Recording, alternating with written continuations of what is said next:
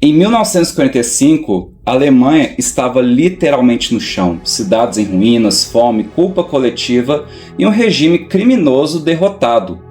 5 anos depois, era a maior potência industrial da Europa. Como que um país destruído conseguiu se reconstruir depois de perder tantas coisas? E se eu te dissesse que a Alemanha se reconstruiu economicamente antes mesmo de se livrar daquele regime, daquele pensamento malicioso daquela época?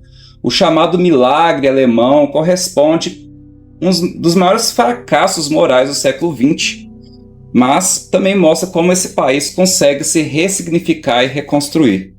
Tudo bom com vocês, pessoal? Meu nome é Luiz Amado, professor de Geografia, e se você se interessa por esses assuntos, como o país consegue se reconstruir depois de enfrentar tantos desafios, já se inscreve no canal, deixa o like e vamos junto nessa. Obrigado! Em 8 de maio de 1945, a Alemanha assinou a rendição incondicional. O maior conflito da história humana chegava ao fim. O país estava completamente destruído. Infraestrutura em ruínas, milhões de mortos, produção industrial reduzida a 1/3 do pré-guerra, produção de alimentos 50% menor. Mas apenas 5 anos depois, a Alemanha já era a maior potência industrial da Europa. Hoje, é a 4ª maior economia do mundo. Como que isso foi possível? E como eles eliminaram aquele regime que eu não posso nem comentar aqui? Eliminar esse regime de uma sociedade inteira.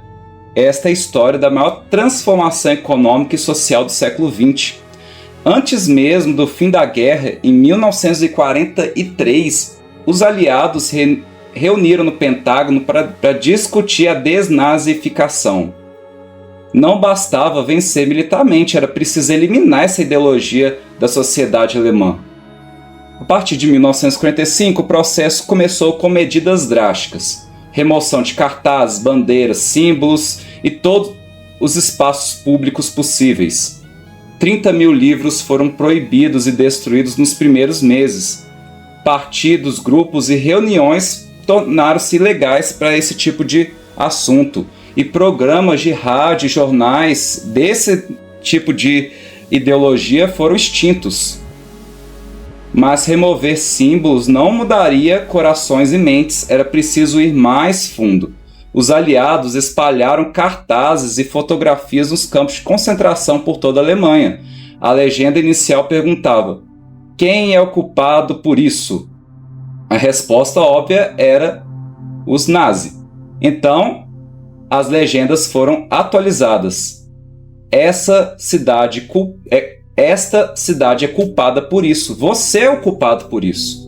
Essa mudança foi genial. Retirou a responsabilidade das mãos dos outros e a colocou em cada cidadão que foi omisso ou participou direto ou indiretamente das atrocidades. Milhares de alemães foram convocados a ajudar no desmonte dos campos de concentração.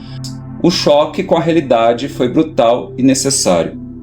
O Conselho de Controle Aliado criou 5 categorias de nazi: infratores graves, ativistas militares, infratores menores, seguidores, exonerados, e para identificá-los, criaram questionários obrigatórios sobre atividades durante o regime.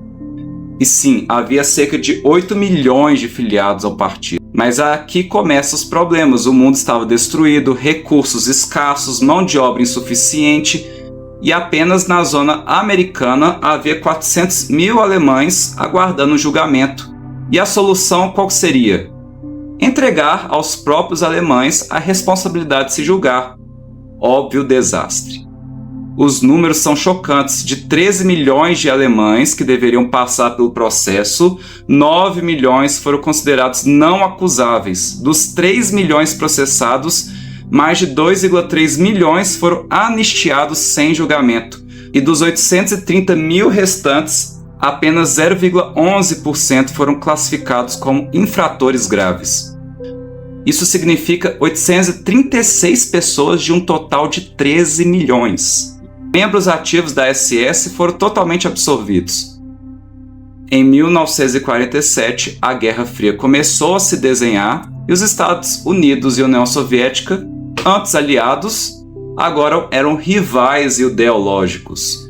A prioridade mudou de limpar o nazi para vencer o comunismo ou vencer o capitalismo. A desnazificação foi oficialmente encerrada em 1948 e 1949. Durou apenas 3 anos. E o processo foi rápido, superficial e politicamente conveniente. Não foi eficaz. Mas enquanto a desnazificação fracassava, algo extraordinário acontecia na economia. A Alemanha estava dividida em duas, ocidental capitalismo e oriental comunista, e tinha inflação galopante causada pela impressão de dinheiro durante a guerra e controle de preços impostos pelos aliados.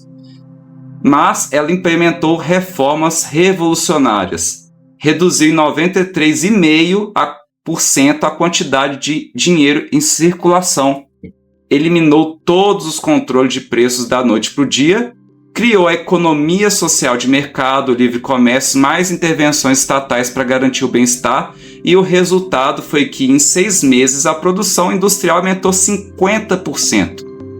Entre 1948 e 1950, o crescimento era de 15% ao ano. As bases do milagre foram Lei de Promoção às Exportações, Plano Marshall, Capital Intelectual, a Guerra da Coreia também ajudou, Comunidade Europeia do Carvão e do Aço, os protótipos de uma União Europeia permitiu que a industrialização alemã exportasse para toda a Europa e também teve foco em pequenas e médias empresas. Então, 70% das exportações alemãs são representadas por essas pequenas empresas.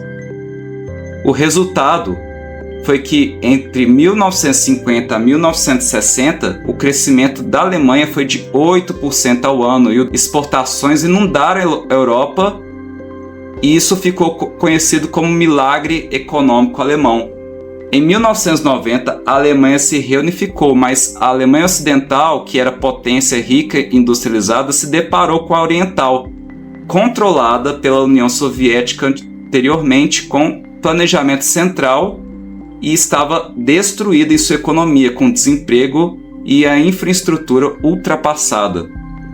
A integração custou caro, 586 bilhões de marcos em infraestrutura e mais de 1,5 trilhão em transferências totais, incentivos fiscais, assistência econômica, tudo para integrar as duas economias. Funcionou. Hoje a Alemanha é a 4ª maior economia do mundo e tem o maior superávit comercial do planeta. Exporta mais que a própria China proporcionalmente.